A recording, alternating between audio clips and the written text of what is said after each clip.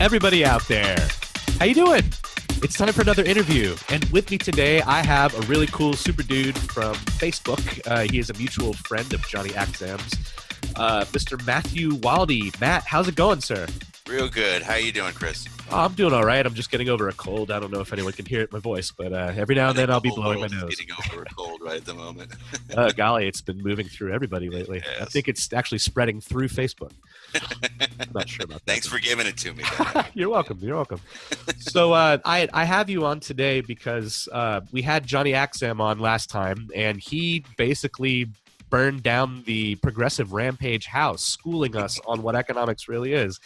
And we were all shocked, and we were all confused, and we all kind of came around towards the end in fully understanding that this theory, as opposed to Keynesian or any other theory about economics, is now the new wave of how we ought to be looking at money and how we ought to be spending federally.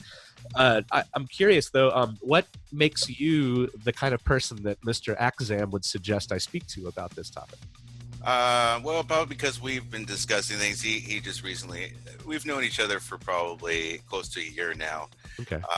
He was more or less on the coming into Real Progressives when I was leaving Real Progressives. So we kind of crossed bridge. He was more or less going to be my replacement in Real Progressives, and going to run the media department and set up websites and those kind of things. Which is what he's in business for, and what I was in business for as well. So we were donating our time. So that's where our bridges crossed. So okay. When he left RP, he realized why I left RP, and I'm just going to leave it at that. Because really, honestly, the RP's message is great. They are spot on. They know what they're saying. There's just got to be more angles than just the angle that they present. Otherwise, it's just one pillar that they can kick out. Okay. Yeah. Well, I was talking about MMT a little bit with some. I made a post because I had. When I interviewed Joy Marie Mann, Savage Joy, she's still with RP and does their podcast. She was on our show, and I told her that I had always kind of taken MMT, their approach, as cultish. And I don't think, apparently I was not the only one who ever said that about them in the past. And I'm speaking in terms of 2016 when everyone was trying to get everybody on board to do everything, right? And I mean, everyone was going crazy. It wasn't just them. I mean, if you learned some kind of truth about Bernie Sanders, you just couldn't wait to tell everybody else. It's kind of how that went. And to be honest, even though most of us weren't involved in it, the Trumpers were the same way. Yeah. And so anyway, I mentioned that to her, and I think maybe she spoke to Mr. Grumbine or not about that, the founder, Steve Grumbine. But then while I was at work, I was listening to a podcast that Stephen recently uploaded, and he had laryngitis in it, and so I could relate because my voice has been getting hoarse from this cold. Yeah. And I'm listening to him talk about how he was really upset over people calling them cultists, and how people are coming around now to the idea of MMT because they spoke of it on CNN. AOC won't stop talking about it, and it's actually finally hitting a little bit of a stride in the mainstream media, and ergo all the voters get to hear about it now. And so I guess what I'm getting at is somebody chimed in while I made a post and I apologized, and another person chimed in and said, now that's cool and all, but now if we could only get RP to stop insisting on a homogenous voice, because there are other ways to go about telling people about economic theory and explaining the different purposes that we have. And I didn't really get much elaboration on that. And of course, I'm not trying to disparage RP at all by any stretch, but I'm curious, is the homogeny that I hear about, is it just that they don't want anyone to get misconstrued with the concept of MMT? No, I think it's branding. And I think it's totally fine. There's nothing wrong with it. It's just, I believe personally that the point is to have more than one so-called MMT brand, right?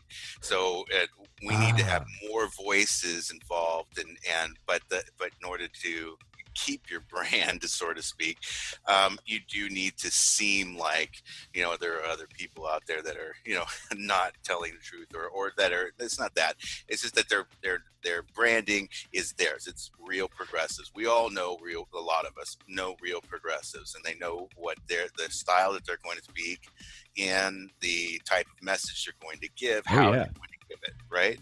So it isn't so much that I believe that their homogeny is being driven by Steve.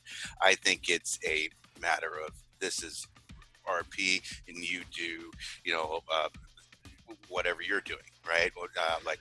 I see. So maybe with them coming out, being able to say, these folks talk about MMT, but they're missing a couple of things. RT always gives you 100% of the details when it comes to discussing MMT. Or is it that kind of approach? Like no, more or less that if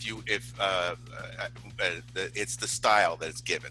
Okay. So it's sort of like Fox News, where they say there's no spin here, right? Yeah. That's what I'm talking about. Of course there's spin, and of course there's difference, and then of course they're going, not necessarily going to be perfect. They do their best, but and they have done a very good job. But it isn't. So in other words, they're like not, I shouldn't say Fox. They're like a television station, right? That is spreading out CNN. Let's make it a little less controversial. Yeah, right. Let's say CNN. Okay, they're CNN. I don't like them either, but they're better. Yeah, exactly. Okay, yeah, right. And let's say that directing with a couple of guys is called the Center for the Public Purpose, and that is let's say PBS. Right. Okay. So we're more or less just trying to teach the basics, and you decide whether you think that this is something important to learn or not. Right. Yeah. Well, they'll say things like, you have to learn this because it's killing people, and they aren't wrong. Right. I never once, in all the times that I had commented about their delivery in the past anyway, and I'm not going to say that anymore, but in the past when I said it, that really was what I was aiming at. It wasn't about the content. It wasn't about me disagreeing with them. It was just about, God, do you really have to keep telling me that everyone's going to die if I don't jump aboard with this? Like, it makes me apprehensive to learning it.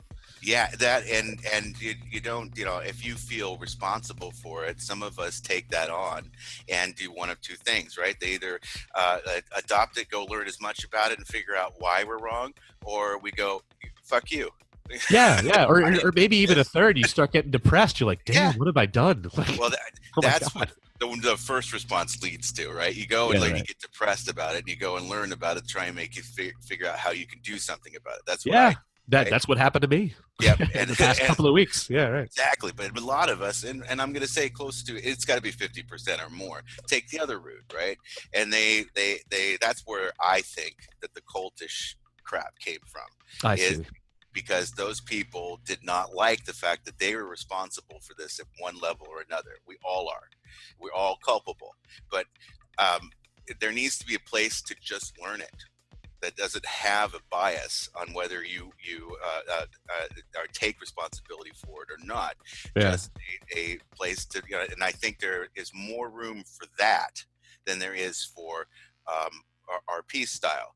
So it's more or less, a lot of us are taking the educational approach seriously, while RP is taking the activist approach. Absolutely. Yeah. And Stephen even points that out. He says there's lots of educational people out there that do it. And he even points, he's like, and they have their place and they're doing a fantastic job with that. And we are the activists. And that's why we're the way we are. Like, I think he unabashedly expresses himself just exactly the way other people are describing them. And I think it's just, for some folks, that's not their taste anymore. No. And for others, they don't mind that at all. They're totally on board. So I gotta have I don't want to disparage it. Yeah. Exactly. It's not disparaging, because I have disagreements with that style. Yeah. Right? But that doesn't mean that I think that. But that's why I think the cultish attitude is, because they have a really strong brand, and they have a strong way of delivering that message. But we need to have people come in from it. So if you came in from an educational route and we're told that MMT, first off, is not a theory. Right. Even though it says monetary theory, but it's not a theory. So all it does is describe the way a dollar lives and dies. Yeah. That's all it does. And but if you go to RP, you would say is that, holy crap, I've got to change the whole system. I'm at fault. People are dying on the streets, right? I'm going to burn all my money. Yes. Like, yeah, so, so some of us go, this is really weird and interesting. While other people go, like I just said, fuck you. I'm not going to deal with that. Right. There's no way I'm going to deal with that. If they came from an educational point of view and then hit RP, a totally different experience, right? Yeah, and I think having talked to when I first spoke to Joy offline, she had said that I ought to look into Stephanie. What's her last name? Oh, yeah, Kelton, and look into her stuff and listen to her first. And amazing person. She is awesome. Amazing. Yeah, and so like she's so personable. Like every time, I'm totally going to try to get an interview with her. Maybe later. I don't want to go too hardcore on the MMT thing. I'll let people have their spaces. But this was going to be the last of it. So okay, but we've definitely covered the C word, as it were. Yeah. And I'm curious. So, digging a little bit deeper into MMT, perhaps you can help explain this to me. Sure. So, what I understand is that when taxes are collected, it is the deletion of money from the ledger, right? Like it's not going to pay for anything. It's actually culling what's out there, technically speaking, so that the quantity of fiat dollars out there in the world stays to a relative normal level until the next year comes and they produce more to go pay for shit. Yes, and so because it's accounting, right? So right. There are two types. There are two main reasons we tax, right? One is to drive the use of the dollar. That you have to have a dollar in order to pay your taxes. Yeah. You can't pay your taxes with anything else. But out of all, there's actually 5 or 6. There's 6 really reasons we tax. None of them are just to pay for programs. Okay, but at the state level, because the state is a client of the federal government, so to speak, just like the rest of us, but a bigger one. They're kind of they're like mom in the household that they like to talk about with economics, even though federal doesn't do any household economics. They are to an extent. There is one caveat to that. I just want to make sure that's clear, that there is a mandate in the Constitution that means that any shortfall a state has is covered by the federal government. Absolutely. I was just going to get to that. The state is required to balance their budget no matter what. And if they can't, they have to take some kind of loan situation from the Fed and then pay them back. Loan, yes, it's through the Fed, so yes, but that's not as important because it's still they are part of the United States. That is our sovereign dollar, so it's still ours. So not to conflate that's the other thing. I don't know if you want to get into that where everybody screams about the debt. Well, and they conflate it with the debt. Oh, the scoreboard. Yeah, right. Yes. No, I've just recently been able to decouple that from my own brain. Okay, good. Yeah, it's a tough one. So I ask you about the taxes because what I'm getting at here is I had a thought. And it's just a new thought in my head. I don't know if anyone else thought of this. Probably. That's usually how it works. Why is it that they can't – if MMT was adopted but people still weren't totally on board, but the best way to get a Republican to agree to something is say, but we're going to take your taxes away. Mm-hmm. But we're not going to tax you anymore. And they'd be like, okay, great. Like, why don't they raise state taxes, get rid of all federal taxes, and then just have the government call the money through the state by having the state take more taxes than the state needs, and kind of like the overflow would be the same deletion system. Well, thinking about that model, I guess that could be right. I don't know. But I did want to point out one thing. There is no adoption of MMT. Oh, yeah. Sorry. No, that's okay. It's really hard because this is just the system we have. The only reason why it's run the way it's run is political. Right. So it's not that there are people. Well, I don't know, because I saw that video clip with Paul Ryan talking to Alan Greenspan, and Greenspan says we could just print money and give it to whomever we wish as the federal government. Yep. And Ryan's face dropped. Now, do you think that was a drop because he didn't know, or a drop because he can't believe somebody would just openly tell the lie? Like, neither one. It made no sense to him. Okay, because he reads Atlas Shrugged and thinks that's the Bible, and so this directly contradicts that. It does, but it even more so. I know people, and I agree that's that's a fundamental book for a lot of these guys. So is the Isle, or the Jekyll Isle, or whatever. Yeah, right. Bullshit with the Fed Reserve. He stared at that like a deer in headlights. He did not understand that at all, and it was so brilliantly worded. Yeah. That it made it hard to get around what he was saying, right? Because we can't know what the future is going to hold. We can't know how much money Social Security is going to need. Right. And that was never the point. See, people stare at this trust fund in the Social Security. They'd stare at it and think that's all the money we have to pay out benefits. That's how I've always felt about it. And so I worry. My grandmother nothing to do with it. Yeah. No, federal FDR had no guys, and it wasn't even talked about in that frame of sense until the 1980s. Ever. Okay. It was a 10-to-1 deal. The only reason why you put money in was to make sure that you felt you earned it. That was all. It was part of the social contract so that people would use it, because they would say, I don't want a handout. And back then, it was really nobody. If GoFundMe existed in the 1920s, they wouldn't have go bankrupt. Yeah, right. They wouldn't have touched it. It was a totally different type. We're thinking in terms of the way we think. Back then, it was really important to do it on your own, right? Yeah. And so if you didn't actually give, and it was really $1, and you got $10 back.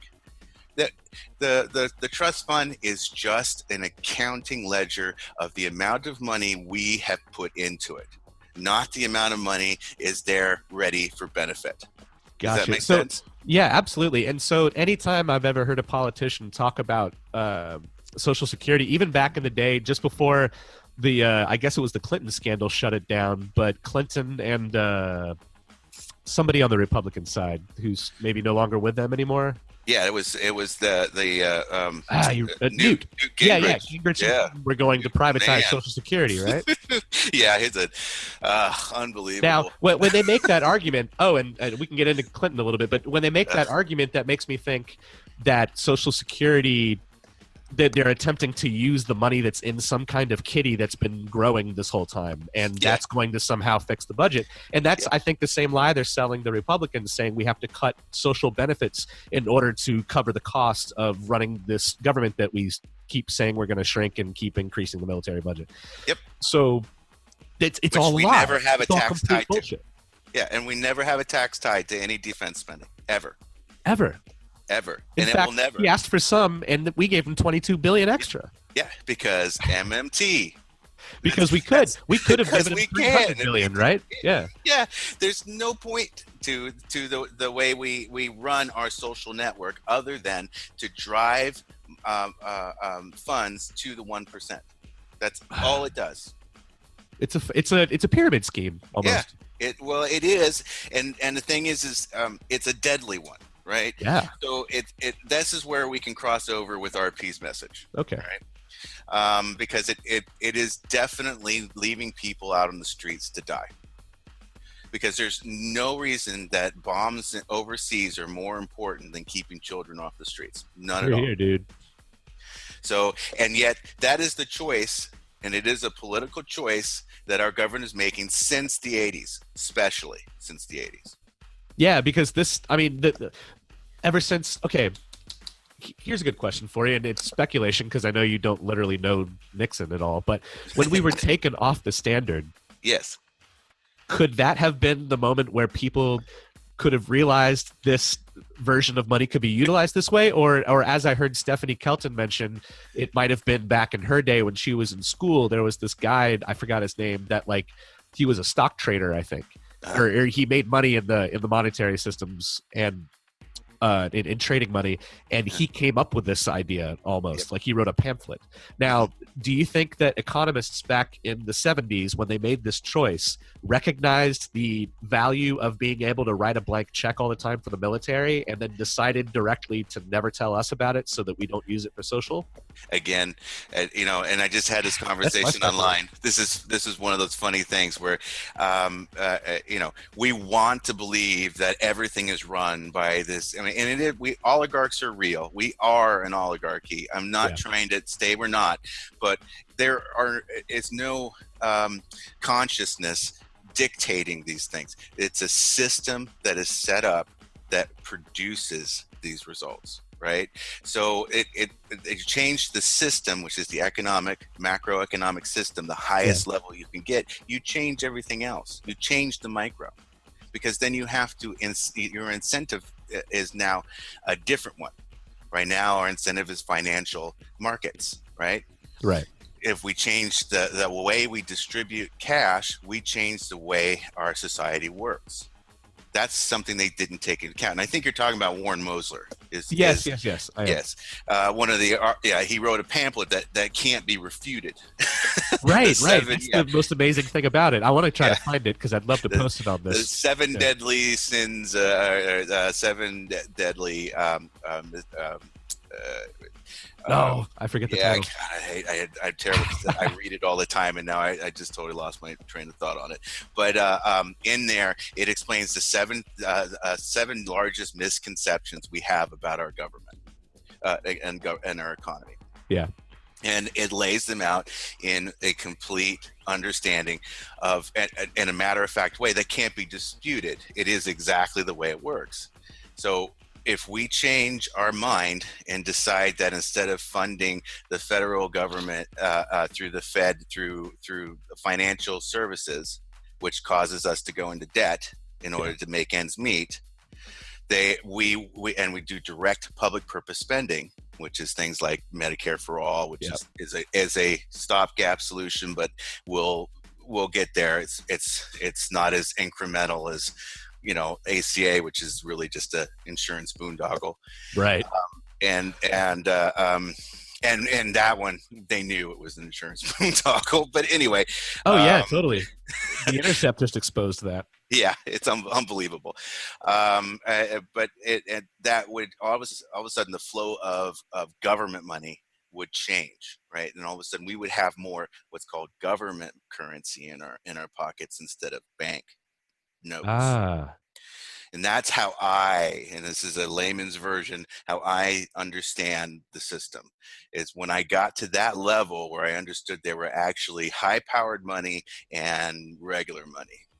High-powered money is government money, and it's funded to the reserve in order for the banks to lend out based on that reserve money to everybody else. Yeah, but before I understood how modern money works, and I'm trying to come up with new ways to put that, because if you can avoid MMT and still discuss it coherently, it probably comes across better. Yep, you can. Without saying theory, yeah. Yep. But before I discovered how our modern money system actually works, I used to hear about. So when I assumed I was learning about what the Fed does, that they produce the money. We kind of just make the request. We kind of gave the ability to do that to a bunch of rotating bankers who head that thing. Who are controlled by Congress. Who was appointed by the president and can be changed by one vote from Congress. Yeah, we have that control, but we're all under the impression that we can't do that. Exactly. That it's like protected, it's buffered out of our government so that you can't vote people in and out and change the system. Exactly, and it allows people to bring in this horrible Jewish Rothschilds bullshit, right? Yeah, right. Oh, it's all controlled by these finger racist. It's a racist trope, and they don't even. Some people don't even understand that it's racist. That it was born from racism. Like, so the Day Rothschild thing may have actually had some teeth a very long time ago, but very long time as of today, they're just another rich family. There are so many other groups out there that are manipulating the stocks and the money of every single government out there. Yes. You can't just say, "Oh, George Soros, he looks like Emperor Palpatine. He must be the bad guy, right? No. Yeah, and they're bad guys only because the system allows them. And they think because the system allows me to do it, well, I'm not going to leave money on the table. I'm not necessarily the biggest fan of Warren Buffett because I've always said if you can come out and say that you should be paying more taxes, then motherfucker, why don't you? Motherfucker, why don't you? Exactly. So, give me your money. I'll take care of it, Warren. Here's the biggest problem we have in this country and in the progressive movement, period, is that we don't realize who the enemy is. It is not the conservatives. It is not the right wing. It's not the left wing. It's not centrist. It's not any of that bullshit. This is honestly, and has been for millennia, a rich versus poor problem. You know what? Some folks disagree a little bit on this, but I am a big proponent of. I always forget these names. That's why I'm glad Josh Cameron is one of my co-hosts because he always remembers the right names of the right people for me. But anyway, there was a guy who wrote a book about the trick of whiteness or something like that. Yeah, I think it was explaining that a one way for the rich white people to keep the poor white people from throwing them over, from banding together with people of color, is to say that you look like us and you are descendant from the same general area that we are. So if you help us keep these people over here down because they're not like us, you have a better chance of getting up to where we are. Yeah, that's one argument. Yeah. The argument is also that if you work hard and make sure that you stay the tried and true path, that you could possibly become rich. Yeah, don't go into debt. Make sure you have heavy savings. Make sure you buy gold whenever we tell you to. Yeah, exactly. And so you've got two paths there that are being drilled into you that you think are real, right? And they're not at all. They have to give you permission, and it's part of the system, not some guy up there thinking you cannot be rich. It has nothing to do with that. It has to do with the fact that the system itself weeds people out. Doesn't allow them. Some people win lottery, millions of dollars in lottery, and then you'll hear about them 10 years later. They lost all their money. Yeah, they got addicted to drugs, or they got sued, or whatever. Yes, because that's part of the system too. They weed you out, and it's got nothing to do. And I say it in that terms, in that personal terms, and I shouldn't. It is a machine. Right. It's so hard to not give personality even to a mechanism that we all know is just a result of rich people making decisions that help them out without thinking about how it hurts others. Yeah. And so then you demonize them. But really, why are you demonizing this person? If you were in their position and you didn't have as much empathy as you think you have now, then you probably would make the same choices because, as my conservative father always says, at the end of the day, they're all crooks. So just vote for the one who's going to take the least amount of money away from you. That was his line. And I used to vote that way. Yeah, now I vote who's going to who seems like they're not lying to me, which is kind of tough. And Bernie only accomplished that last time. But, well, and then you got the anti-Bernie people who are still progressive. It's because it doesn't meet that scenario to me. Their nihilistic tendencies are only good if the system itself has a conscious fervor, has a conscious reason for doing this.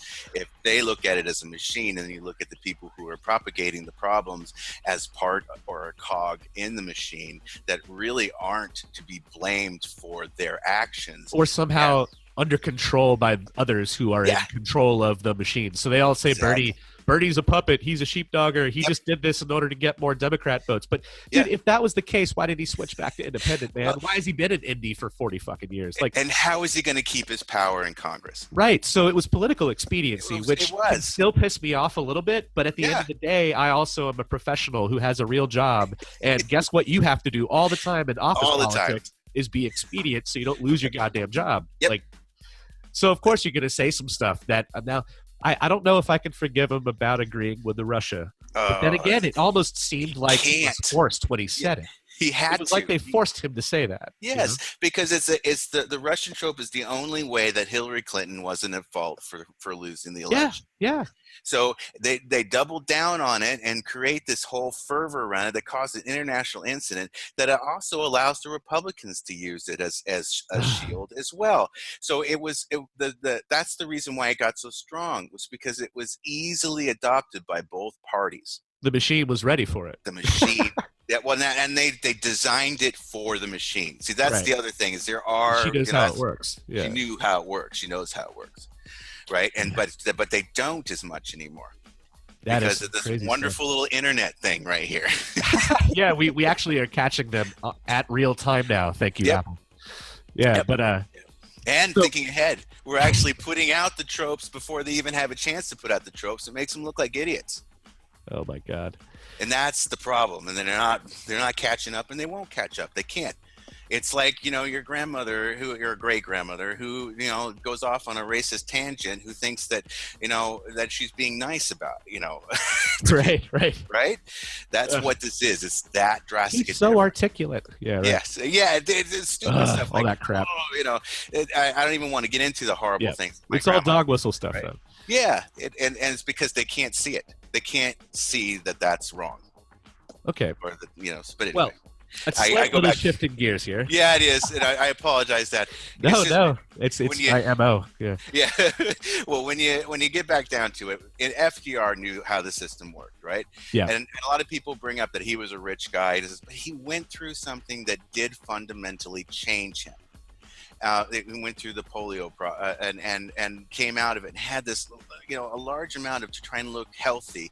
So he understood that, the difference between what it was to be rich and poor. Yeah. And that's the problem, is that rich people become so insulated in their schools, being taught every day that they're supposed to rule. They're supposed to be the most important people in the world, that they buy it, right? And they continue to propagate that, thinking that these billionaires go out there and we go, why doesn't he understand that that's going to hurt 99%? Because he thinks he's being a good father. He doesn't get it. I was get it. In talking with my girlfriend the other day, she said something pretty profound in the moment, and we were talking about the different levels. She works at a country club, and so that country club is the only country club in the city that I live in, and it's filled with all of the richest people that live in this city that care to play golf and shit. Yep. And she said it's like, you have to understand, you can't get mad at them all the time because they literally don't see what you and I see. They don't experience any of our experiences, and we don't experience any of theirs. Like all we can fathom is whatever the movies might tell us, or whatever or whatever they might tell us in a story. But like they might be a moral person, but their morality is different. And if you grasp that, there's a reason, because you're not allowed to. Exactly. And their money gives them so much time and access that they campaign, even though, and become representatives and senators and presidents, and the people who could actually understand and actually be able to govern for the 99% can't get in there, because we can't afford, and we don't have we can't leave our jobs. They create cash paywalls everywhere. Yep. That's actually this is the Progressive Rampage podcast, but I wear a different hat when I'm not wearing this hat, and I'm on the board for Our Voice USA, which is attempting to take at least one aspect of money in politics out through changing the canvassing scenario for people who want to run for office. But more orgs that do that kind of thing definitely need to exist, but I also think that there is definitely a place for RP to exist, and all of the education for MMT, because federal jobs guarantee, Medicare for all, or at least universal health care is where I want to be. And all of these things, they like even a housing guarantee. Why not? There's no reason. All of these, there is no reason why we can't get there, but all of this stuff, like it or not, is all interconnected and necessary, because if we're going to overpower what money can do, or what high levels of cash on hand can do, I should probably put, we need to have better control of the monetary system, at least in our minds, and learn how to wield it so that we can overturn all of this. Yep. But it's going to take everybody, even the people you don't like, I think. Even Republicans. This is the other deal. A rich person who's in office, right? Who gets in a cacophony of lobbyists, right? So they don't hear outside, and sometimes, and it has happened. Sometimes you can reach in and just shake them a little bit, and that cacophony starts to fade away, and they start to listen to their constituents a little bit. Interesting. And so I don't believe in the tear it all down. I think that, yes, 98% of every representative we have, Senate, House, all of it, even their aides, in large part, Yeah. are wholly incapable of governing the United States anymore. And that's what we're seeing, right? When 30% of what the public asks for gets passed, while 70% of what and this is a Stanford study, get passed what the lobbyists ask for, we have a fundamental break in governance. Yeah. When you have several, I mean, the whole progressive agenda is over 56%. 70 for universal health care, unbelievable amounts. It used to take 35% of the population in the United States to come up with and then have them adjust. That's what it used to be. And now we're having to hit even 70, 80% maybe. 80%. You just made a post about how this guy Wendell Primus advised Nancy Pelosi to not go for Medicare for all because they're going to make prescription drug prices a little cheaper. Yeah. Isn't that amazing? What the fuck? It's amazing to me. So, and none of this was, this was all because of an adopted viewpoint, a new macroeconomic viewpoint that called monetarism that happened in the 70s under Milton Friedman and a few others. It's a Chicago Institute. Milton Friedman's a dirty word in my household. Oh, he's a dirty man.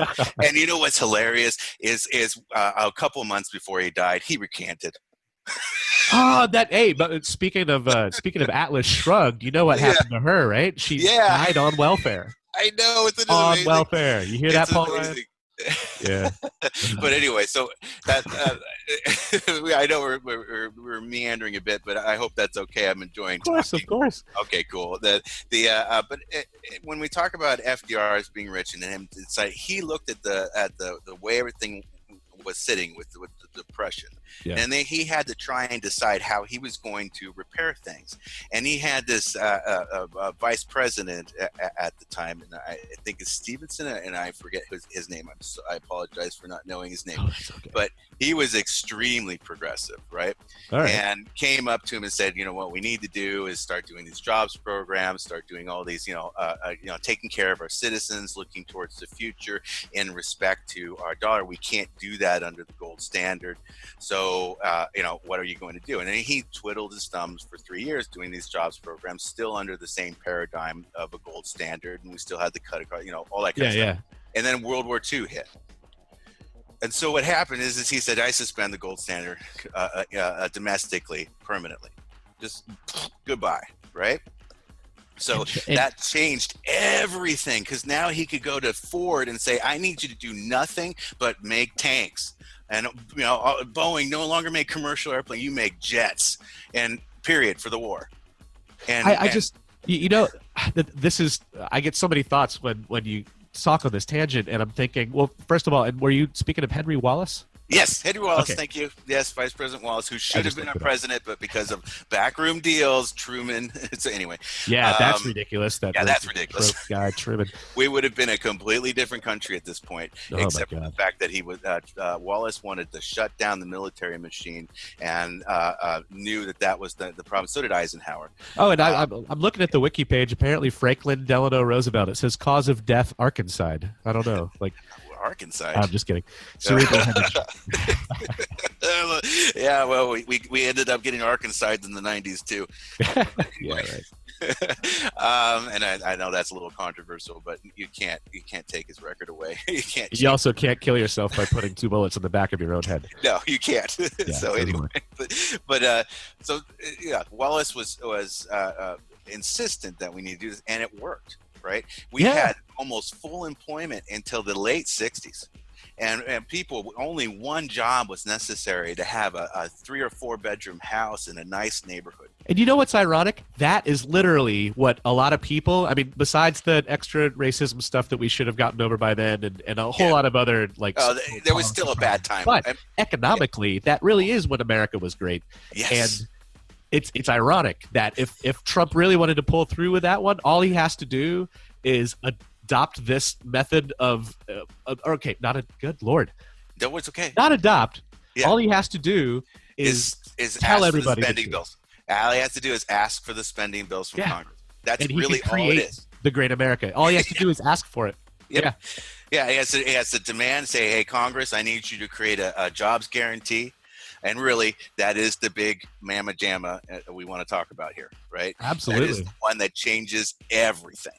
Don't talk to me about a UBI without a jobs guarantee. Yeah, and I think Axam applauded me because I was saying that the FJG it requires people to finally understand the modern monetary ideal. Yep. And modern money really doesn't work very well without an FJG going on. No, it doesn't. It means it can't be wielded properly, I guess. It means the government can still put you into poverty. Yeah, so you need that to stop. You need that to stop. You need to be able to start this large demand side engine and pull away from the supply side, which has never worked and only works for the 1%. But when they had all those jobs and everybody was, not everybody, but at least white people, and I honestly, we're doing okay, right? Doing well. That meant still got the privilege. Yeah, still got the privilege, but that meant the rich people were having, 35, 45% tax rates, even though that was 70 or 80. But you understand the effect. Right. And they were upset with that. They wanted 5 and 10%, right? They were getting upset of trying to float the poor, lazy people who didn't want to be rich, right? And so that's where Milton Friedman and the monetarists came in, right? So this was a tactic, and it was adopted by Reagan here and the Thatcher in England, and then Thatcher put it over into Germany. And that's why we have the euro. The euro is the ultimate neoliberal state. Okay, dude, that is the bastion of neoliberal economics, laissez-faire. Fuck the geeks. Oh my god. Fuck everybody. Yes, no, they don't care about shit there. And then everybody says, wonder they Brexited. But what about Sweden and all the wonderful democratic socialists up there? They have oil. Yeah. So they don't need to worry about whether they're going to make enough money through the euro. Well, France, Spain, Greece. Oh my God, they are just states of the Euro Union. That's the same thing.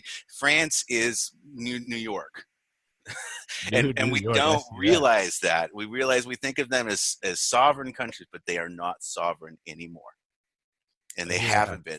So when people look at Brexit and get upset and say it's a right-wing conspiracy, no, people understood that their sovereign rights were being trampled on. They aren't able to adjust for their population without asking a totally autonomous, non-representative body for money.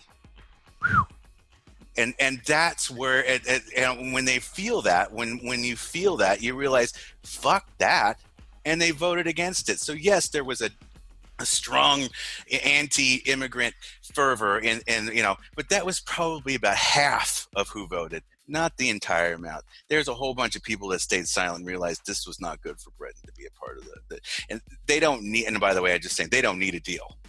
They just need to leave.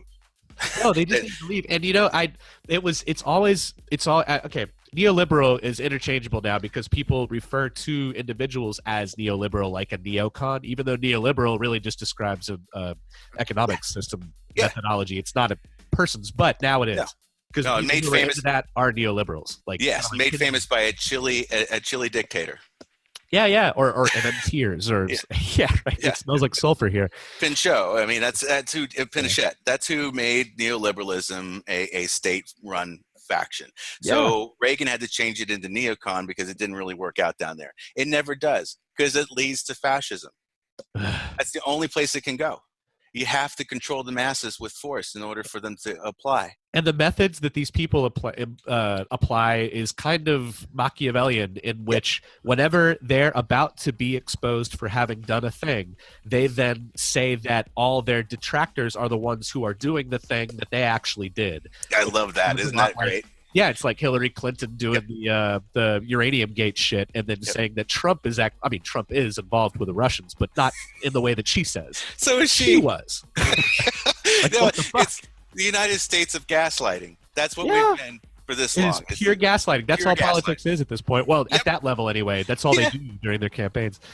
Yep. It's amazing. It's like, I'm not going to mudsling, but I am going to say stuff and put the mudsling in your own mind. Yeah, and you're the one doing it, not me. Yeah, oh, that wasn't me. That was you. Right. You. No, that's whoever smelt it, dealt it mentality. That's ridiculous. It is amazing. Our entire political system is based on who smelt it, dealt it. Oh, my God. That's going to be the title of the episode. Right. Oh, man. Well, we have covered a whole lot of stuff involving MMT, and I think it is about time for our lightning round. All right. Folks at home, if you've never heard of the lightning round, well, get with the program and follow this. I'm going to ask a total of 10 questions, and you are going to answer them as quickly as you possibly can, giving very little thought to it.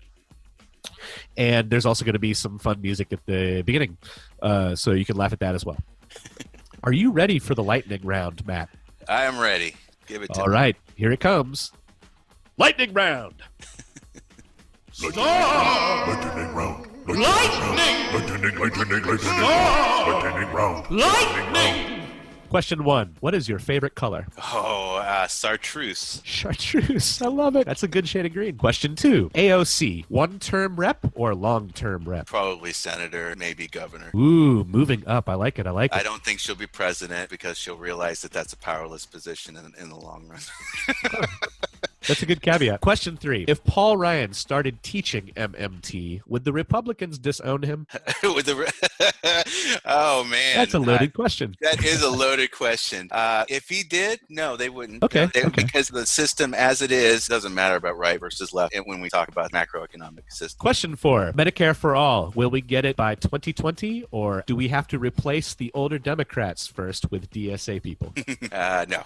The writing's on the wall. You got 70% of the population out there. If they push this too much farther, they're actually going to have problems on their hands. And I want to say this out loud. We know how to get this enacted. We just saw it with the air traffic controllers. They came out and said, we're going to strike, and not an hour went by, and President Trump started back up. Just the threat is enough. 5. How old were you when you could finally grow that sweet beard, bro? I got to tell you, 18. 18. All right. Question 6. If Bernard doesn't run for POTUS, who is your next choice in the DNC primary? Correct.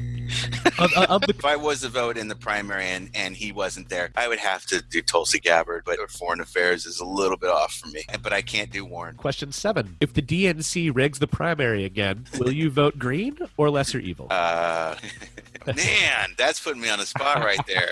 If I'm going to be honest, I'll vote green. Okay, and we're in America. You're allowed to lie. Okay, question 8. What's your favorite food? It matters on the day and the feeling. Indian food. Indian food. Yeah. All right, good cuisine. All right, question 9. Universal Basic Income, or UBI. Is it a necessary step forward, or is it a step that would inhibit being able to get a federal jobs guarantee? Inhibit. Okay. Finally, question 10. If you could be any type of tree, what type of tree would you be and why? The large, because of Monty Python. The large. Monty Python. Thank you, sir. That was a good one.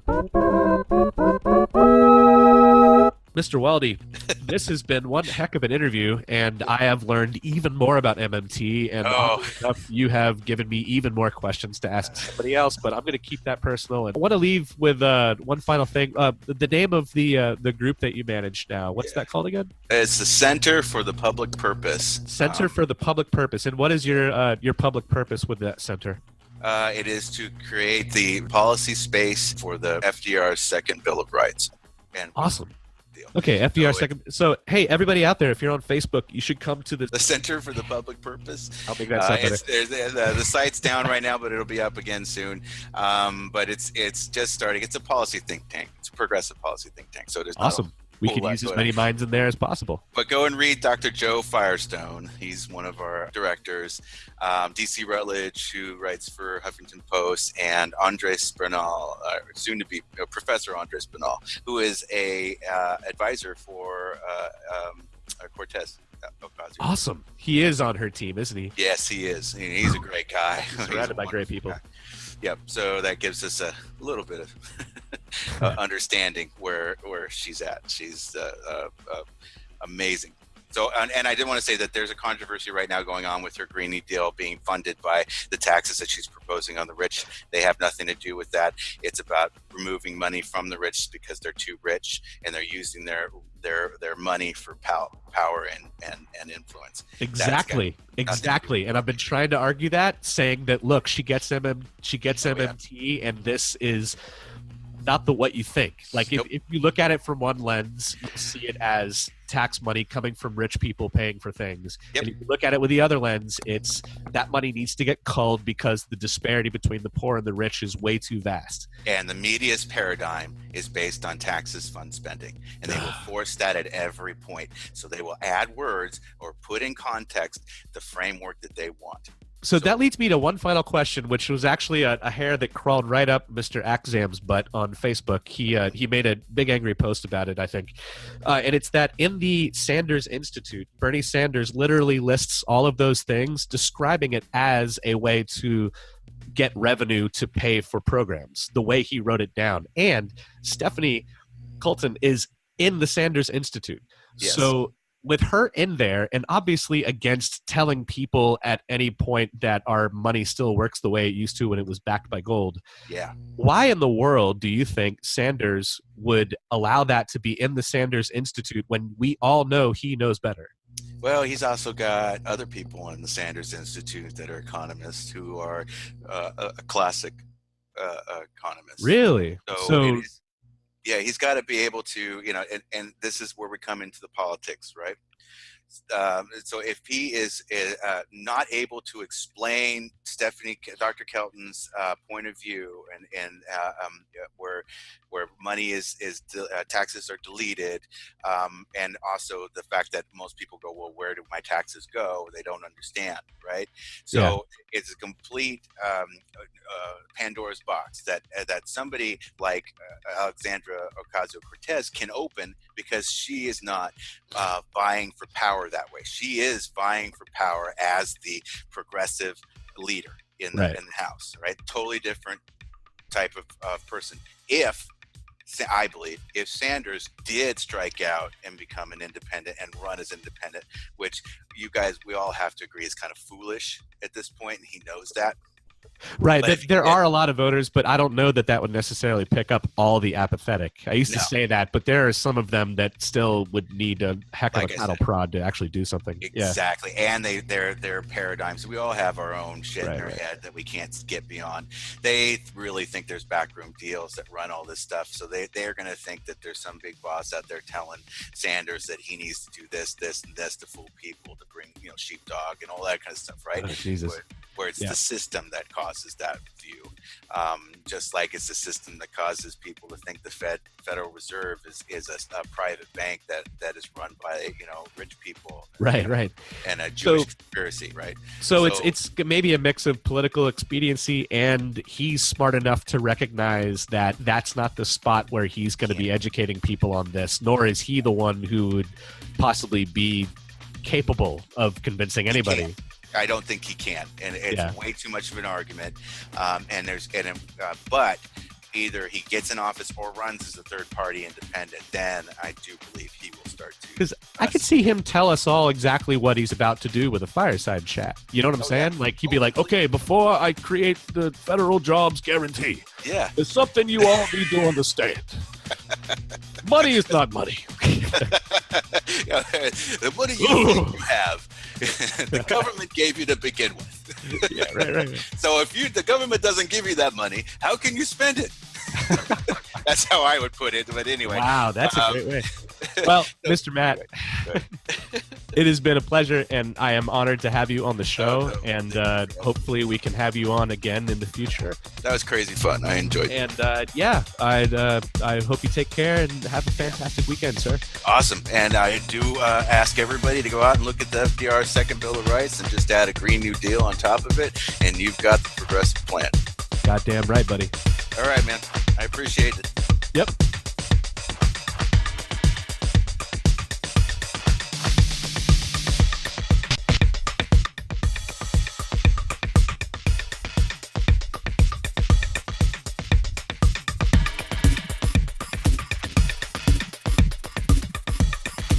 Yeah, and we're able to tie that threat to, say, the air traffic controllers or the nurses who were very willing to do this, the whole thing will change. If the nurses come aboard saying we're gonna strike until you get us Medicare for all, because they're totally for it. You hear that, Rose DeMoro? Yeah. All you need to do is threaten. You don't even need. You just put it one day. Do 1 day and say we can do 1 day. See how that feels for you, and then just say, okay, well, if that wasn't good enough, let's go on strike for good. It sounds like a really good task for the Yellow Vests to take on. It is. And the Yellow Vest movement is great. I love it, but it is the more militant approach, which I just hope they don't get fooled into thinking getting rid of Macron is really the only goal. And I don't think they do. I really do think they have good leadership. The things that they're promoting and that listed is just complete socialism. It's got nothing to do with right-wing xenophobia. They're just saying you need to make sure that we can have the immigrants that come in, we can pay for them.